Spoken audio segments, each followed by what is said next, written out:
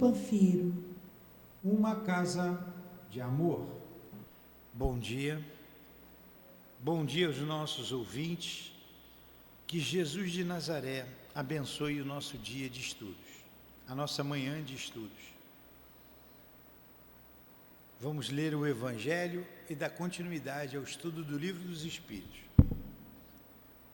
O Evangelho segundo o Espiritismo, capítulo 24. Não coloqueis a candeia debaixo do alqueire.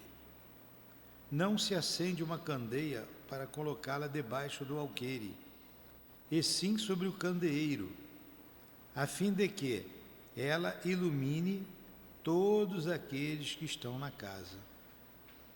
Ninguém, pois, acende uma candeia e a cobre com o vaso, ou a coloca debaixo da cama, mas coloca sobre um candeeiro, a fim de que os que entrem vejam a luz, porque nada há oculto que não acabe por ser descoberto, nem escondido que não deva ser conhecido e aparecer publicamente.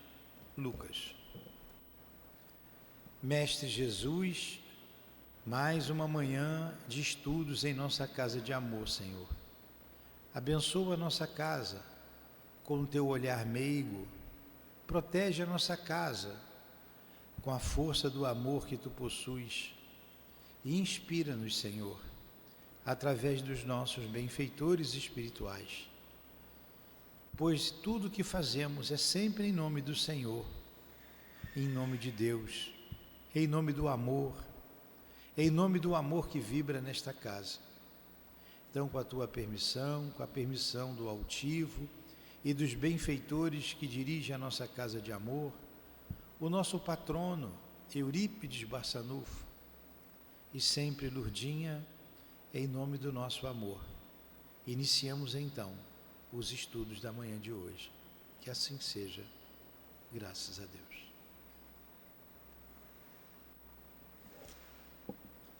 Vamos lá. Nós paramos no item, na questão número 532, né? Ou não, na 536. 536. Ação dos espíritos nos fenômenos da natureza. 536. Os grandes fenômenos da natureza, aqueles que são considerados como uma perturbação dos elementos, são devidos a causas fortuitas ou têm todos um objetivo providencial? Resposta: tudo tem uma razão de ser e nada acontece sem a permissão de Deus. Letra A. Esses fenômenos sempre têm o homem por objeto? Resposta: algumas vezes tem para o homem uma razão de ser direta, mas frequentemente também só tem por objetivo restabelecimento do equilíbrio e da harmonia das forças físicas da natureza. Letra B. Concebemos perfeitamente que a vontade de Deus seja a causa primeira, nisto como em todas as coisas. Porém, como sabemos que os espíritos têm uma ação sobre a matéria e que são os agentes da vontade de Deus, perguntamos se alguns dentre eles não exerceriam uma influência sobre os elementos para agitá-los, acalmá-los ou dirigi-los. Resposta: mas é evidente. Nem poderia ser de outra maneira. Deus não exerce uma ação direta sobre a matéria, ele tem os seus agentes, devotados em todos os graus da escala do mundo. 537. A mitologia dos antigos está inteiramente fundada nas ideias espíritas, com a diferença de que consideravam os espíritos como divindades. Ora, eles nos representavam esses deuses ou esses espíritos com atribuições especiais. Assim, uns eram encarregados dos ventos, outro do raio, outro de presidir a vegetação, etc. Esta crença é destituída de fundamento? Ela é tão pouco destituída de fundamento quando ainda está muito aquém da verdade. Letra A. Pela mesma razão, poderia então haver espíritos que habitassem o interior da Terra e presidissem os fenômenos geológicos? Resposta. Esses espíritos positivamente não habitam a Terra, mas presidem e dirigem segundo as atribuições. Um dia tereis explicação de todos esses fenômenos e os compreendereis melhor. 538. Os espíritos que presidem os fenômenos da natureza formam uma categoria especial no mundo espiritual? São seres à parte ou espíritos que foram encarregados como nós? Resposta: que o serão ou que foram. Esses espíritos pertencem à ordem superior ou inferior da hierarquia espiritual? Resposta: isso depende de seu papel ser mais ou menos material ou inteligente. Uns comandam, outros executam. Os que executam as coisas materiais são sempre de uma ordem inferior entre os espíritos com quem, tanto entre os espíritos quanto entre os homens. 539. Na produção de certos fenômenos, das tempestades, por exemplo, é um único espírito que age ou se reúne em massa? Resposta: em massas inumeráveis. Então vamos lá, vamos entender isso aqui. Eu li várias perguntas e várias respostas, porque são todas do mesmo teor. Então, basicamente, ele está perguntando: os espíritos influenciam nos fenômenos da natureza? E os espíritos estão respondendo que sim, que sim. Eles atuam. E sempre há um objetivo. E nada acontece sem a permissão de Deus. Às vezes esse objetivo visa o homem, às vezes equilíbrio da própria natureza. Então, aquele tsunami que aconteceu, que matou uma porção de gente, foi na Tailândia, não é isso? Os espíritos exerceram ali o seu papel. Nos vulcões, nos ventos, nas tempestades. Então vamos para alguns exemplos, para vocês entenderem. Jesus estava numa barca junto com os apóstolos e ele dormia serenamente.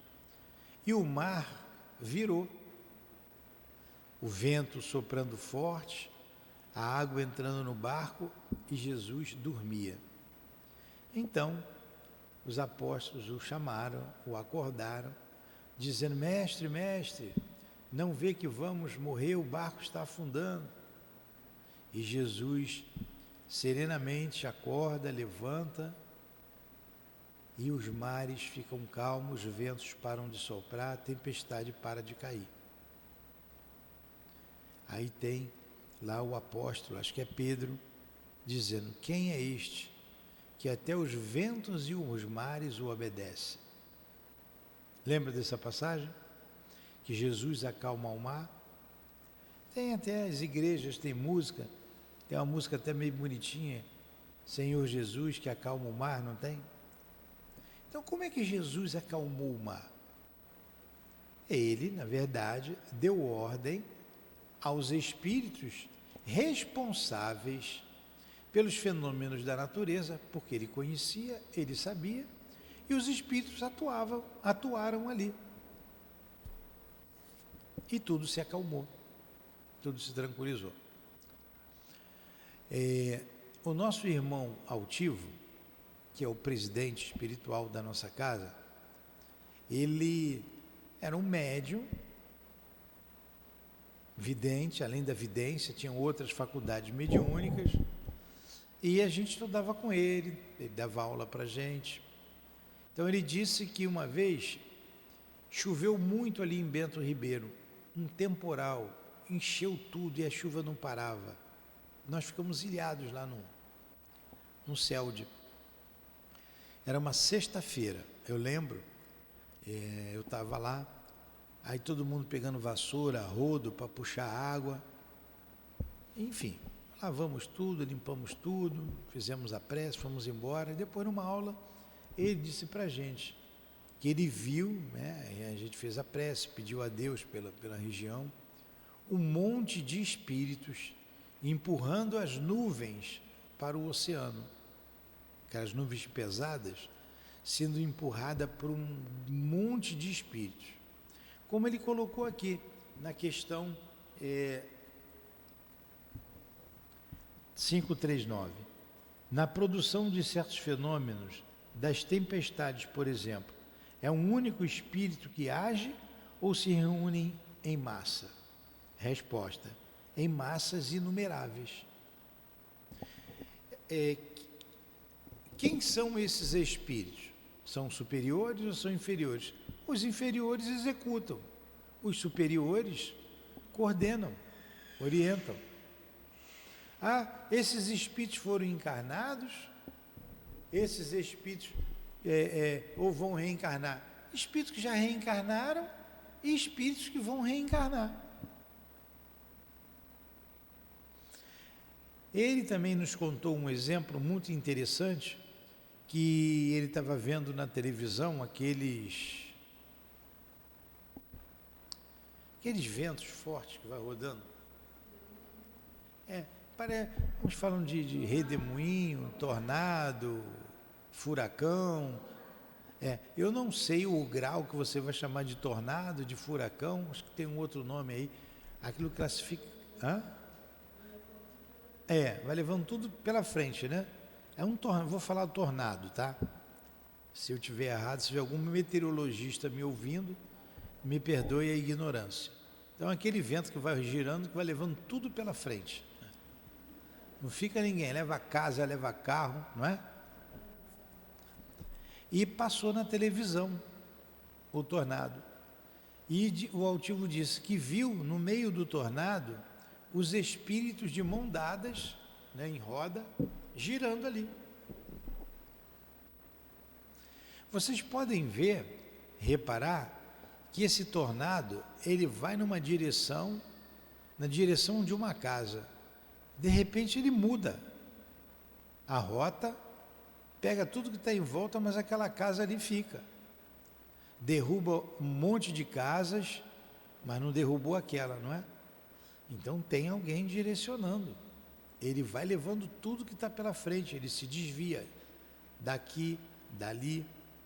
Então, a doutrina espírita está nos revelando que nesses fenômenos da natureza há a ação dos espíritos desencarnados, a ação deles.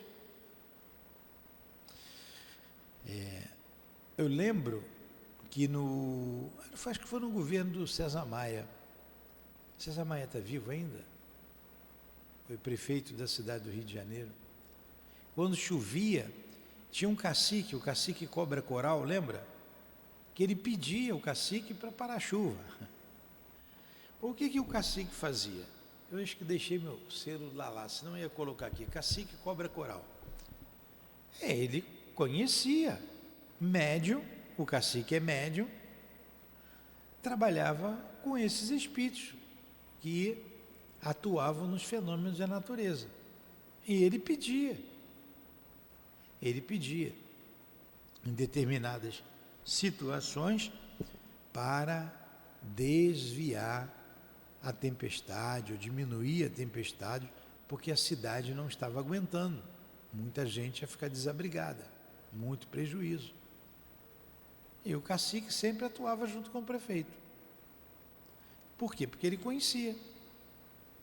Então, Jesus conhecia. E hoje a gente está compreendendo aqui, com a doutrina espírita, que os espíritos agem nesses fenômenos. Ficou bem claro? Agora você vê o médium, né? Pela televisão ele está vendo o espírito ali rodando. Você vai contar isso aí fora, vão dizer que você está louco, né? Aí esse pessoal viaja. Por isso que a oração sempre tem efeito. Senhor, ajuda, se for da sua vontade, desviar essa tempestade, esse tsunami, esse furacão desse lugar, por favor, leve-o para longe, para o fundo dos mares, e que não haja mais vítimas. A gente pede, a gente ora. A nossa oração será ouvida, certamente. Se será atendida, é uma outra coisa, porque tem os desígnios de Deus. Quantas pessoas foram levadas lá para aquele lugar que teve o tsunami? Quantos turistas dos Estados Unidos, de outros países, quer dizer, foram lá para morrer. Precisavam passar por aquilo ali. Como teve gente que não morreu, da própria região, que escapou. Né?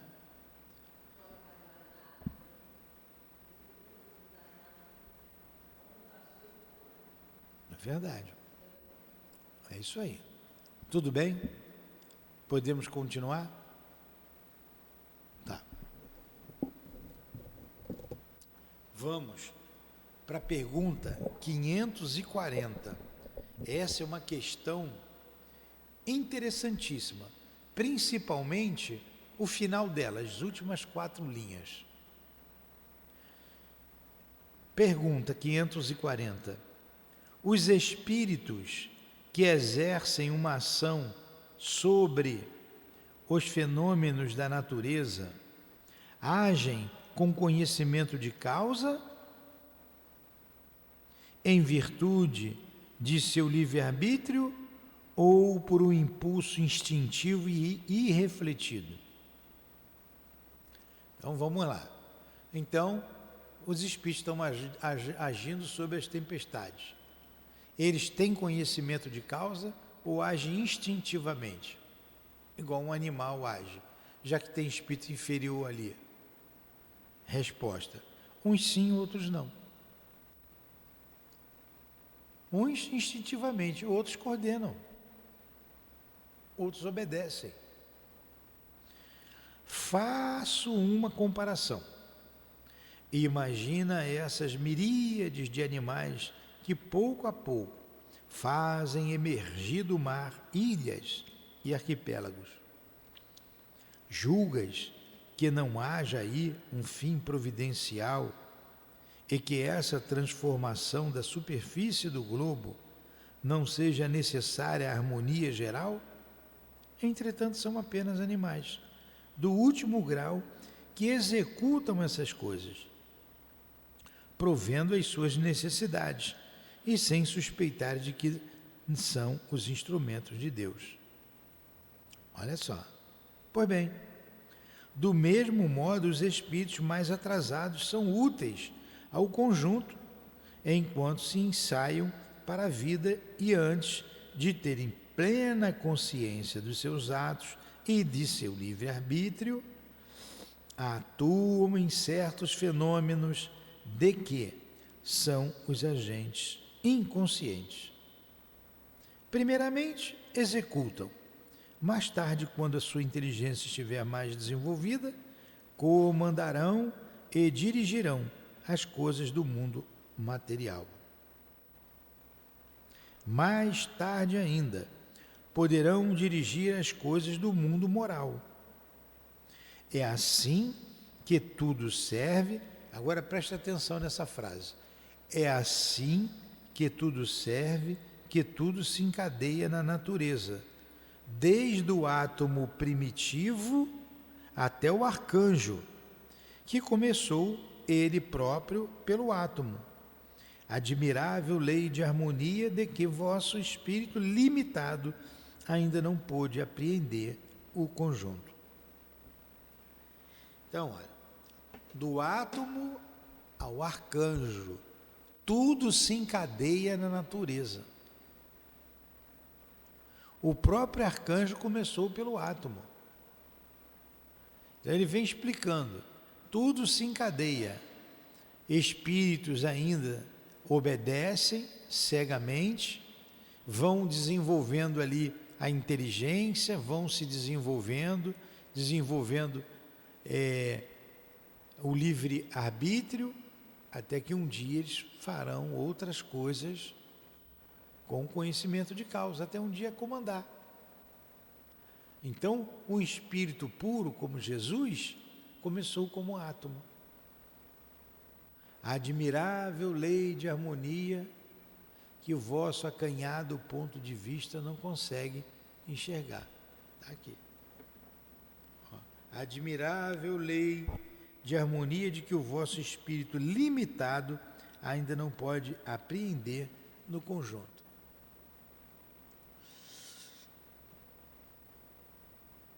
Ficou bem claro? Há toda uma ação, até os animais, ele colocou aqui, ele fez a comparação. Imagine lá aqueles caranguejos que vão botando ali seus sedimentos, um trabalho a longo prazo, demora séculos e séculos. Eles estão fazendo a parte deles inconscientemente, sem perceber nada, que aquilo ali é útil para a natureza, tem a sua utilidade. Assim os espíritos que não têm consciência e que vão sendo úteis. Nós devemos confiar em Deus, confiar mais. Deus sabe o que está fazendo. O planeta Terra vai acabar, vão explodir tudo. Não vai acabar nada. Não vai explodir nada. Os homens podem se matar. Então, é o livre-arbítrio, querem se matar, quem é que vai fazer? Mas Deus está por trás de toda a natureza, de todas as leis da natureza. Está por trás de tudo isso. Para a evolução do próprio homem, ele vai aprender com a dor. O que é um mundo de provas, como é a Terra? Avisa o que é a prova. A prova visa o arrependimento. Arrependimento. A prova visa a valorização da vida. A prova visa isso, a valorização da vida. O planeta Terra é um planeta de provas. Opa, o que é prova? A prova é isso. A prova é dor. Por que vocês vêm da comunidade, tem pobreza, tem muita dor ali? Está visando o que isso? Ao arrependimento de vocês. Arrependimento. Eu tenho outras provas diferentes. Eu não tenho a prova da miséria. Tenho outras. Está visando o quê? O arrependimento. Está visando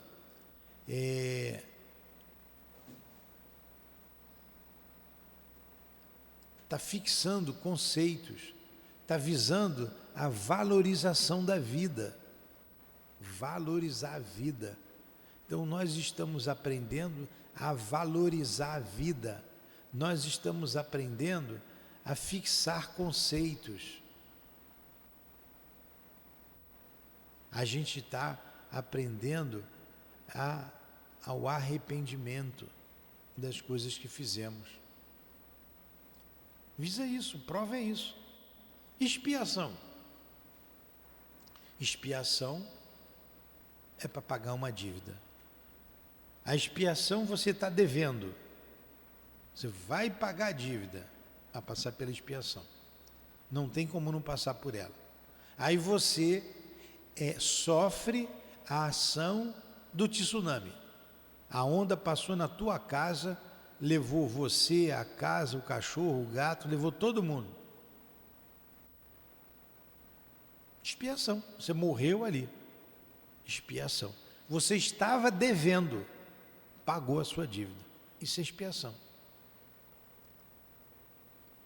Choveu, pisou no buraco, caiu no bueiro, foi sair lá no mar 3 dias depois. Não acontece isso? A pessoa sai de casa, bueiro aberto, expiação. No Rio Grande do Sul, prova para todos, expiação para muitos. Aquela sociedade precisava passar por ali, por aquilo. Teve gente que morreu, teve gente que sobreviveu, teve gente que perdeu tudo, teve gente que não perdeu.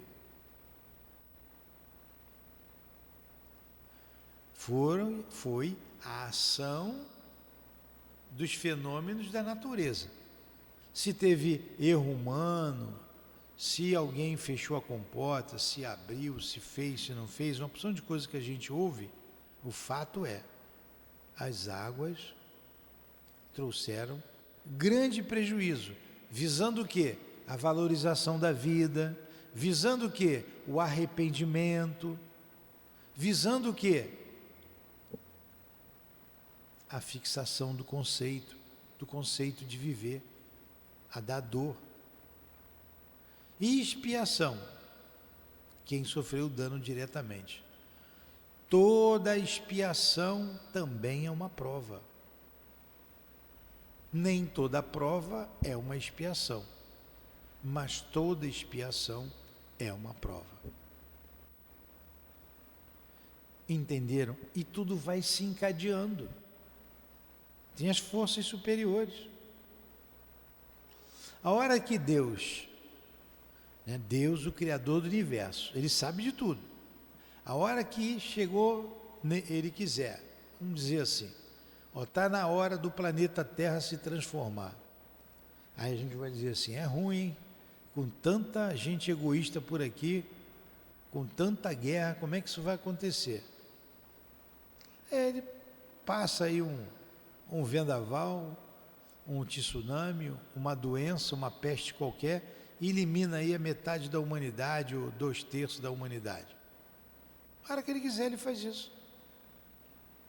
E reencarna então espíritos comprometidos com o progresso moral, comprometidos com a ideia de Deus. Reencarna, milhares deles no mundo inteiro. Imagine espíritos como o Chico Xavier, vindo milhões de espíritos igual, da mesma envergadura moral de um Chico Xavier. Vai trazer progresso moral ou não vai?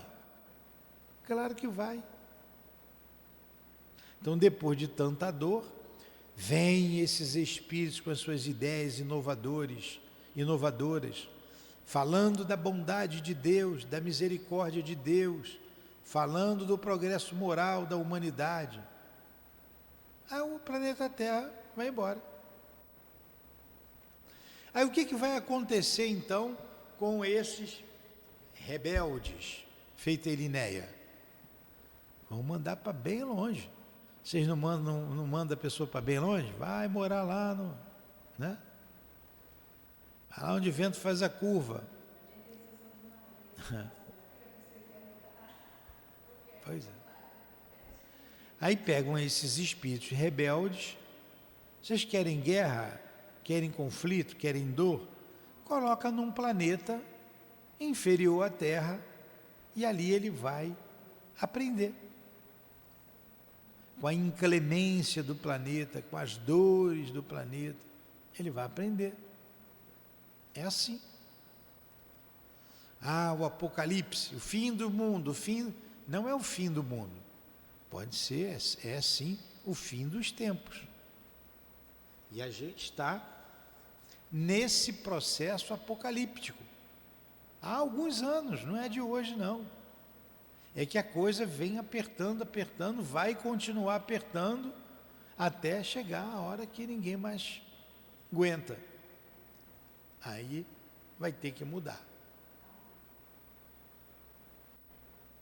Entenderam isso? Não duvidem de Deus. Não duvidem das leis supremas, das leis que Deus estatuiu para o universo. Não é somente para a Terra. A Terra está inserida no universo. A gente está vendo aí guerra, rumores de guerra, não está escrito lá? Ainda não é o fim. Ainda não é o fim. A gente sofre, vendo esses ditadores por aí, levando tanta dor a tantas pessoas. Isso não passará em branco, não passará. Eles responderão por isso. E a gente tem que acreditar em Deus. Se alguém está sofrendo o peso da mão desses homens maus, hipócritas, sanguinários, é porque precisava passar. Tudo bem? Question? Perguntas? Então, vamos lá.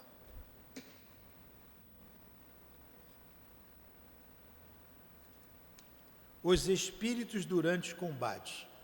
A gente sabe que a Europa sempre viveu em guerra, né?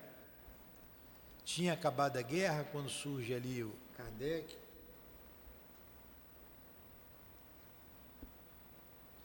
A França só vivia em guerra. Ô povo briguento, né? Só vivia em conflito.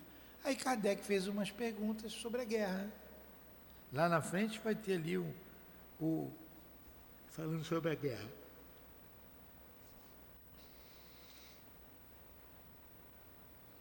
Quando a gente falar das leis morais, vai falar da guerra. Os espíritos durante os combates.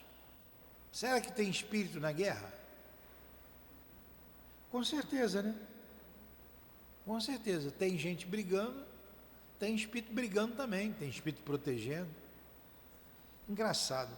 O camarada vai para a guerra, aí vai lá o sacerdote, né? E abençoa o canhão daquela nação. Mas o outro, que ele chama inimigo, o sacerdote vai lá e abençoa também um canhão. Deus está de que lado, hein? Será que Deus queria guerra? Não. A gente vai ver, não é agora, lá na frente. Já que o homem quer brigar, vamos ver o que a gente pode tirar disso aí. Tirar progresso. Ela leva o progresso. Mas você pode progredir sem a guerra. Para quê? Matar, prejudicar, trazer dores. Mas o homem quer brigar, gosta de brigar, então deixa-se matar para aprender. Para aprender que não deve matar ninguém. Ele mata 1, 2, 3, depois vem um e mata ele também. Aí ele viu que é bom para tosse, né? Aí vai aprendendo. Mas vamos lá. Numa batalha, há espíritos que assistem e sustentam cada lado? Boa pergunta, né? Resposta: sim, e que lhes estimulam a coragem. Assim, outrora, os antigos representavam os deuses tomando partido deste ou daquele povo. Esses deuses eram apenas espíritos representados alegoricamente. Bem claro? 5.4.2. Na guerra, a justiça está sempre de um lado. Como é que espíritos tomam partido daquele que não tem razão? Resposta: bem sabeis que há espíritos que apenas buscam a discórdia e a destruição. Para eles, a guerra é a guerra. A justiça da causa pouco os toca. Pouco importa a justiça. Pouco importa o lado que ele esteja. Não tem gente assim? Tem gente assim, tem espírito assim também. Tem espírito assim.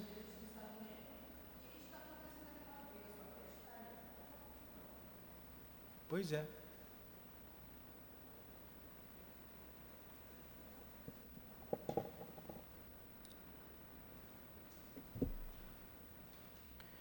Alguns espíritos podem influenciar o general na concepção dos seus planos de campanha?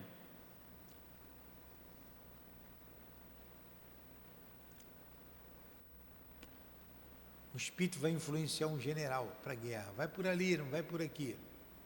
Olha a resposta.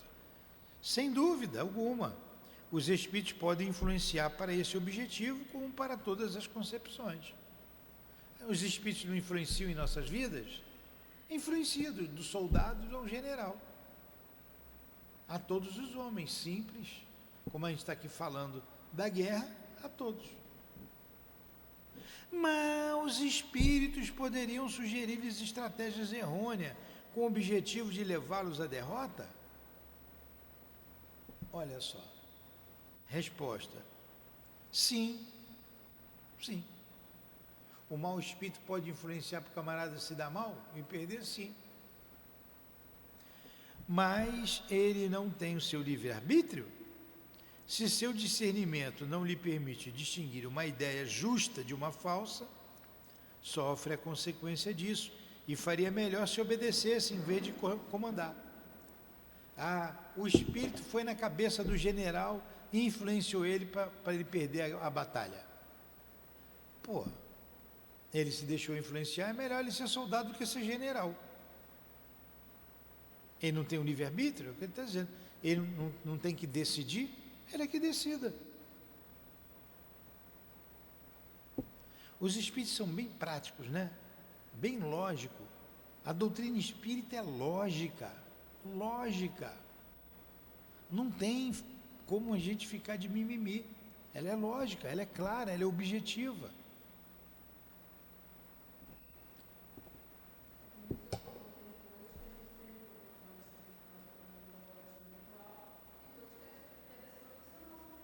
Isso aí, isso mesmo. No tumulto do combate, o que acontece com os espíritos que sucumbem? Interessam-se ainda pelo combate após a morte? Boa pergunta, né? A gente não tem essa guerra, nós não, pelo menos por enquanto não estamos em guerra com ninguém, graças a Deus. Esperamos não ter que entrar em guerra com ninguém. Mas tem a guerra do tráfico de drogas aí, todos os dias. Morre gente de um lado e morre gente do outro. Aí, esses garotos aí que estão com arma na mão, morrem, tomam um tiro e morrem. Continua atirando, correndo atrás, lutando. O que acontece com eles? Hein, Linéia? Continua, não sabe nem que morreu, continua lutando. Até a ficha cair. Quando ele começar a falar que ninguém está ouvindo ele, aí ele vai ver que aconteceu que está alguma coisa diferente comigo. Quando ele sentar no lugar, vir um encarnado sentar em cima dele, ele dá um pulo, ele, opa, o pessoal não está me vendo não? Olha a resposta. Alguns se interessam por ele, outros deles se afastam. Então no combate uns se interessam, outros vão embora. Outros levam um tempo para saber que morreu. Comentário de Allan Kardec. Nos combates acontece o que se dá em todos os casos de morte violenta. Olha só, nos combates acontece o que se dá em todos os casos de morte violenta. Porque a morte violenta influencia na perturbação do espírito, num tempo maior ou menor dessa perturbação. No primeiro momento, o espírito fica surpreso e como que atordoado. Não acredita estar morto. Parece-lhe ainda tomar parte na ação. Somente pouco a pouco é que a realidade lhe surge. Morreu. É o que eu acabei de dizer, o que aconteceu comigo? O que houve? Ele pode levar alguns dias nessa perturbação. Até alguns meses. Aí quando a ficha cai, ele acha que eu morri. Aí ele, morri, mas não morri. Aí vai lá, da elevação de cada um, da proteção que cada um tem. Alguns, né, vão embora para casa, retornam, outros continuam na guerra, como espírito, continuam na guerra.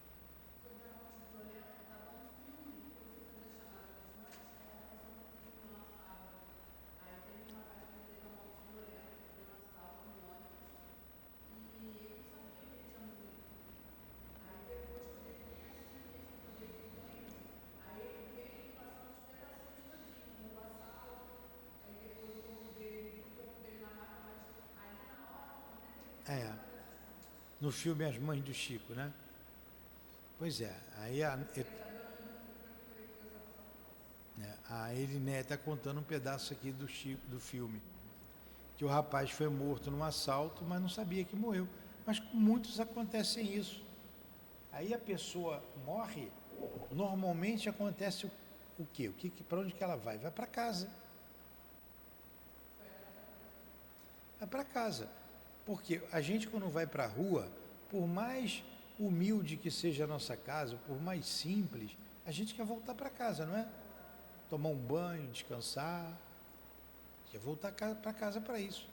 Vou para minha cama, vou para o meu quarto. Ali é o teu ninho, é o teu aconchego. Você vai para a rua, você quer voltar para casa. Você vai para a rua, morre de repente, você corre para casa. Aí, às vezes, demora a cair a ficha. Ué, o que está vendo aqui? Tem alguma coisa estranha. Chama pelo filho, pela mulher, pelo marido, chama pelo pai, pela mãe. Ninguém atende, todo mundo com cara de paisagem. Ele começa aí, tem alguma coisa errada. Tem alguma coisa errada. É. Pois é. Hã?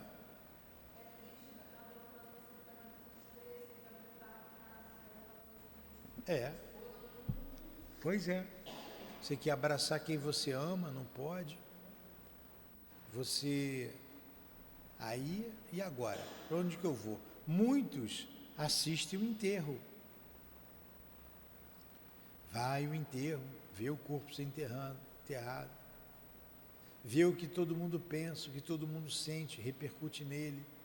Por isso a gente deve ter uma postura, uma conduta no enterro do corpo, porque normalmente o espírito se faz presente. Então é um momento de despedida em que nós devemos orar. Se tiver que comentar sobre a vida do defunto, que falemos coisas positivas, não coisas negativas. Isso machuca a alma, machuca o outro.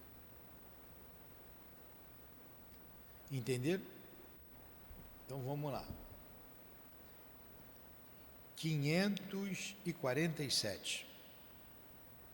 Os espíritos que se combatiam enquanto vivos, uma vez estando mortos, reconhecem-se como inimigos e se conservam encarniçados uns contra os outros? Estou no combate, meu inimigo me mata, eu vi que morri, continuo tendo ele como inimigo?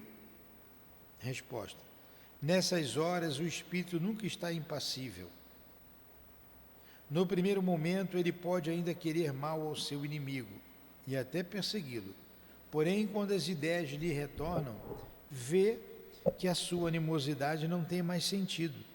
Todavia pode ainda dela conservar traços mais ou menos fortes, conforme seu caráter.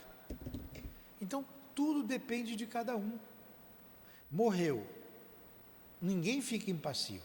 É uma morte violenta, uma explosão, um tiro. Imagine morrer com um tiro na cabeça. É doloroso. O espírito pode até desmaiar e ficar atordoado, pode. É muito doloroso. É uma morte violentíssima. Numa explosão. Então ele não tomou pé da situação ainda. Ele leva um tempo. Agora, depois depende dele, do caráter dele, quem é ele, para ir se vingar, para ir atrás de quem o matou, continuar brigando ou não. Ou largar e ir embora. Putz, aí ele vai ver, o que adiantou? Vim para cá para brigar, me mataram meu corpo. E agora, o que eu faço? Para onde eu vou? Aí vai também da elevação de cada um.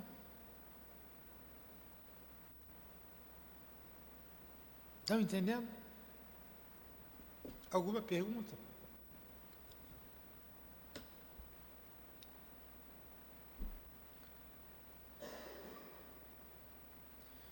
Ainda percebe o ruído das armas? Barulho do canhão, do tiro, os espíritos percebem depois que morrem? Sim, perfeitamente.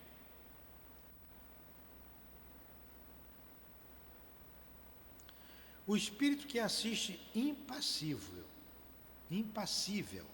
a um combate, e está de fora, está olhando ali tranquilamente, sem tomar partido de ninguém. Como espectador, é testemunha da separação da alma e do corpo? Como esse fenômeno se apresenta para ele? Vou fazer a pergunta de novo.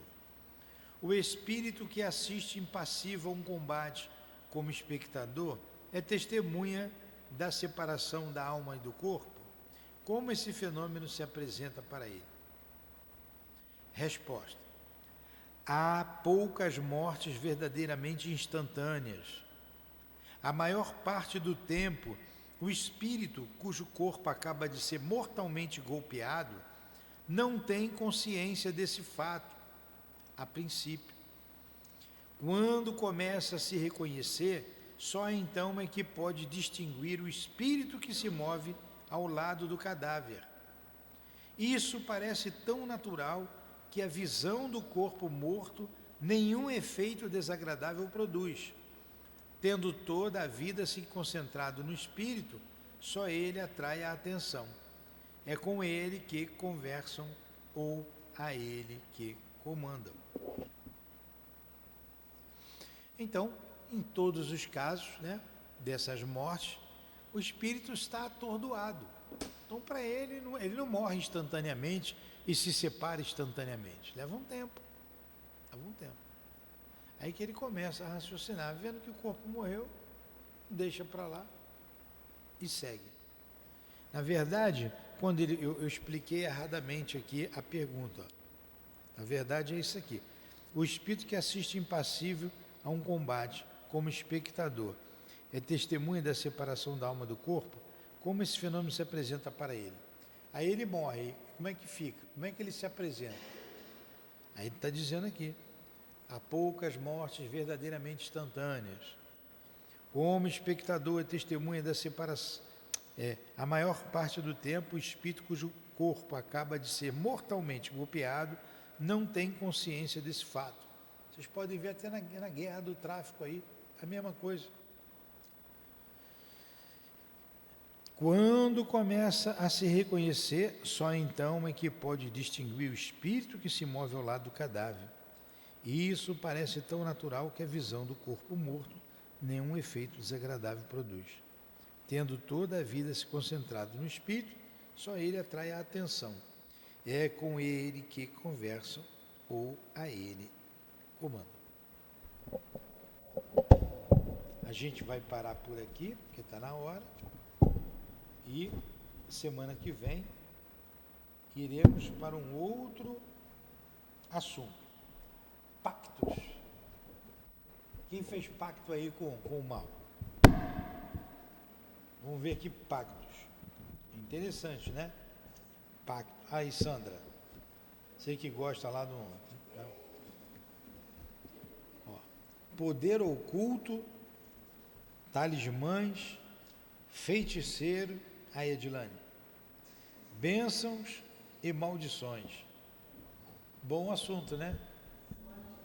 Semana que vem, nesse mesmo horário, estaremos aqui. Agora a gente vai encerrar com a prece, vai aguardar uns momentos aí, uns minutinhos, 20 para as 10, iniciaremos o estudo da Gênese, né? Olha a revista espírita hoje. Eu peguei a revista espírita, a Gênese. É a Gênese. O livrinho danado. Hã?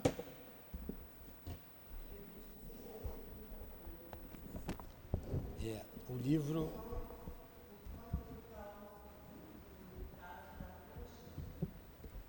A Gênesis depois. Hã?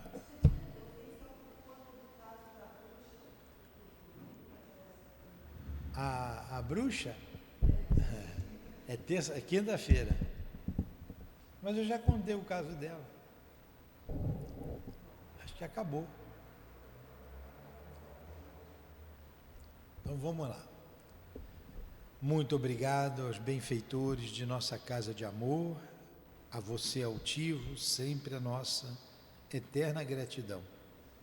E aos demais benfeitores, obrigado. Obrigado, Lourdinha, pelo teu amor, pelo teu carinho, pela tua inspiração, pelo teu perdão. Obrigado. Que Deus abençoe o nosso amor. Em nome desse amor, em nome do amor que vibra nesta casa, do amor desses benfeitores, do teu amor, Jesus, e do amor de Deus, nosso Pai, e acima de tudo, damos por encerrados os estudos em torno do Livro dos Espíritos da manhã de hoje. Que assim seja, graças a Deus.